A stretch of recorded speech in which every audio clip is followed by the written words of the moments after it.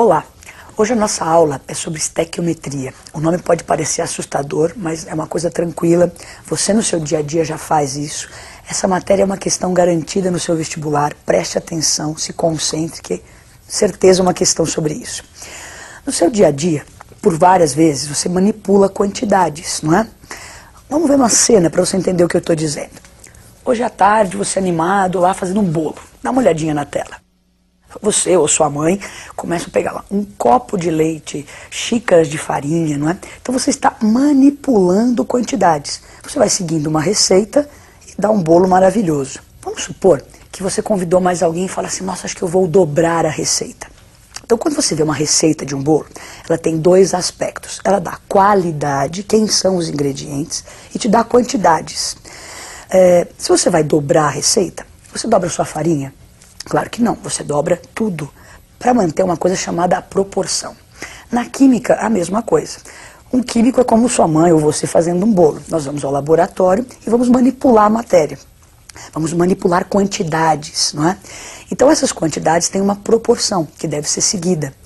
Assim como a sua mãe olha a receita, nós na química precisamos de uma receita. Aonde na química encontra-se essa receita? Na equação química. Dá uma olhadinha na equação como exemplo. Então você olha para uma equação, você vê nitrogênio reagindo com hidrogênio, produzindo amônia. Por enquanto a equação não está balanceada, então eu tenho aí os aspectos qualitativos. Eu sei quem são os reagentes, eu sei quem são os produtos. Então no nosso dia a dia, da química, eu vou precisar, muitas vezes durante essas reações, calcular quantidades, assim como sua mãe para o bolo. Então os químicos precisam calcular quantidades. O que é isso, calcular quantidades? É justamente esse nome horrível que você viu aí, estequiometria, cálculo estequiométrico. Então o que é esse cálculo? Dá uma olhadinha na tela. Então, a estequiometria nada mais é do que você determinar quantidade ou do reagente que é consumido ou do produto que é formado durante a reação.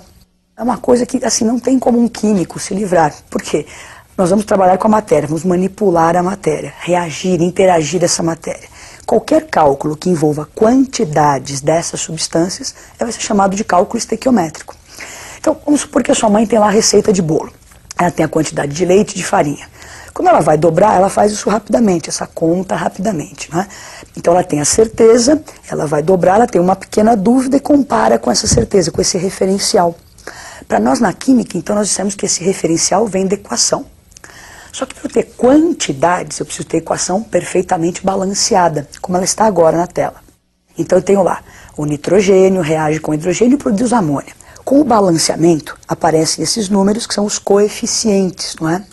Esses coeficientes nos dão uma noção da quantidade que eu vou precisar de cada uma dessas substâncias. Se você olhar a próxima tela, você vai ver que esses coeficientes nos dão a proporção em mols.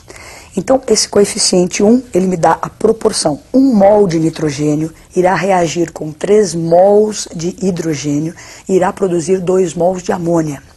Então você vê, nós já aprendemos na outra aula, na aula anterior, que 1 mol, ele equivale a uma certa quantidade. E quando eu tenho mol, dá para relacionar com outras quantidades. Vamos lembrar um pouquinho da aula anterior, então. Olha na tela. Quando você faz o balanceamento e você tem a certeza em mols, é bom que você se lembre que aquele mol é uma quantidade, mas que eu também posso relacionar com um certo número de moléculas, com a massa molar, e que se for um gás com um certo volume, que é o 22,4 litros. Então ter o mol lá no balanceamento, indiretamente é ter moléculas, é ter massa, é ter volume. Vamos relembrar o que a gente já contou agora. Cálculo estequiométrico é esse cálculo de quantidades. Assim como a sua mãe calcula quantidades quando vai dobrar a receita, os químicos também vão calcular quantidades. Então nós precisamos de uma receita que tenha qualidade e quantidade. Para nós na química, essa receita é a própria equação balanceada.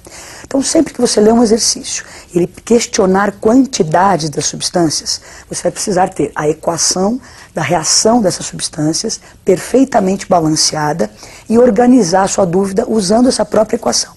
Então a nossa certeza, a nossa receita na química está na equação. Vamos fazer um exemplo agora? Então vamos fazer alguns exercícios, na verdade, para treinar esse cálculo estequiométrico, que é uma coisa importante. Não se esqueça. Então vamos pegar o primeiro exercício. Quantos mols de N2 necessários para produzir 5 mols de NH3. Então, olha só, eu estou questionando quantidades, mols de N2 e mols de NH3. Para resolver, então eu preciso primeiro da equação. Então está ali a equação perfeitamente balanceada. E se lembre, vamos pegar a dúvida primeiro. Então o exercício perguntava, quantos mols de N2? Você vai montar o problema embaixo da equação. Você usa a equação para resolver o problema. Então N2, coloquei embaixo X mols. Quantos de N2 para produzir os 5 de NH3? Então embaixo do NH3 estão lá os 5 mols. Agora, essa é a minha dúvida. Eu preciso compará-la com a certeza. Aonde nós químicos vamos buscar essa certeza? No balanceamento da equação. Então agora aparece a certeza sempre dada em mols. Então, ali 1 de N2, 1 mol de N2 produz 2 mols de amônia. Então eu tenho a certeza, a dúvida, multiplicamos em cruz e temos lá 2,5 mols de N2. Isso foi um pequeno exemplo leve. Agora nós vamos fazer outros exemplos. Esse primeiro nós resolvemos assim, relacionamos mols. Vamos misturar agora massa, volume. Então vamos fazer outros exemplos. Mais um exercício para você. Então, quantos gramas de amônia serão produzidas a partir de 12 gramas de H2? Ele tem como dado já nesse exercício as massas molares do hidrogênio e da amônia. Então, olha lá, gramas de amônia deu grama de H2. Então, agora vamos tratar de massa. Vamos para a resolução. Então, a mesma equação, nós estamos trabalhando com a mesma ainda. Então, agora a nossa dúvida era quantos gramas de amônia, então embaixo de amônia X gramas, serão produzidas quando eu consumir 12 gramas de hidrogênio. Então estão lá as 12 gramas do hidrogênio embaixo do hidrogênio. Você vê que eu não dou nenhuma quantidade, não perguntei nada do N2, ele não participa do cálculo. Então agora está a minha dúvida em gramas. E a gente diz que tem que procurar comparar a dúvida com a certeza. A certeza está no balanceamento. Só que o balanceamento dá certeza em mols. Então, como é que eu posso expressar mols em gramas? Com a massa molar. Então ali de H2 eu tenho 3 mols. Então, eu vou precisar, a massa molar já foi dada, era 2 gramas, 3 mols, 3 vezes 2 gramas. Então, nós estamos expressando mol em gramas. No caso da amônia, 2 mols, 2 vezes 17 gramas. Multiplicamos em cruz, e daí você tem a resposta. 34 gramas de amônia. Você acabou de ver um exercício em que as relações trabalhavam com a massa. Então lembra, dúvida, certeza, estava em mols, eu transformei mol em gramas. Então você tem que criar uma metodologia para resolver os exercícios. Ler com atenção, ter a equação perfeitamente balanceada, pegar os dados do problema, encaixar embaixo da equação das substâncias que estão sendo tratadas, comparar aquela dúvida com a certeza. Se a certeza não for em mol, é isso que nós fizemos, transformem o mol na unidade que for necessária. Nós vamos fazer mais 2 exercícios. Então, vamos ao exercício. Leia a tela comigo. Uma das maneiras de impedir que o SO2, você se lembra, óxido de enxofre, que ele seja liberado para a atmosfera, é tratá-lo previamente com óxido de magnésio em presença de ar, como equacionado a seguir. Então, no exercício ele dá já pronto para a gente aí as massas molares do óxido de magnésio, que é o MgO, e do dióxido de enxofre, que é o SO2. Então, tem as massas molares dadas. Vamos para a equação. Então, na equação, você observa o óxido de magnésio reagindo com dióxido de enxofre, presença de ar, formaria então sulfato de magnésio. Então nós estaremos retirando o SO2, impedindo que o SO2 fosse lançado no ar. Agora ele quer saber o seguinte, quantas toneladas de óxido de magnésio são consumidas no tratamento de 9,6 vezes 10 a terceira toneladas de SO2. Então, resumindo, ele dá toneladas de SO2 que serão lançadas possivelmente numa indústria e quer saber quantas toneladas de óxido de magnésio ele vai precisar para reagir com o SO2. A minha dúvida, não é? Quantas toneladas do MgO para reagir com 9,6 dessa terceira toneladas de SO2. Vamos para a resolução, então. Daí vou ver a certeza. A certeza, você se lembra, que está no balanceamento da equação. Então, ali não tem nenhum número, quer dizer, 1 mol de cada uma das substâncias. Então, 1 mol, para se expressar em massa, lembra que tem a massa molar. Então, 1 mol do MgO, 40 gramas. 1 mol do SO2, 64 gramas. Você fala, nossa, mas está confuso, é grama, tonelada? Aí a proporção se mantém, eu posso calcular dessa forma que o resultado será o mesmo, a proporção entre as massas vai se manter. Se você transformar, vai dar a mesma coisa. Então, multiplicando em cruz, nós vamos encontrar a resposta que dá lá, ó, 6 vezes 10 a terceira toneladas de óxido de magnésio, resposta letra D. Agora nós vamos fazer mais um exercício. Essa matéria, como já dissemos, é extremamente importante, tem que se treinar, fazer exercícios. Há uma gama muito grande de possibilidades, então só o treino vai te dar essa segurança para fazer bem a sua prova no vestibular. Então, mais um exercício. Combustível e importante reagente na obtenção da amônia e de compostos orgânicos saturados, o hidrogênio pode ser obtido por essa reação. Então você tem NaH, que é o hidreto de sódio, reage com água, formaria o hidróxido de sódio, que é o NaOH, e o gás hidrogênio, que é aí que nós estamos questionando, que é um importante combustível.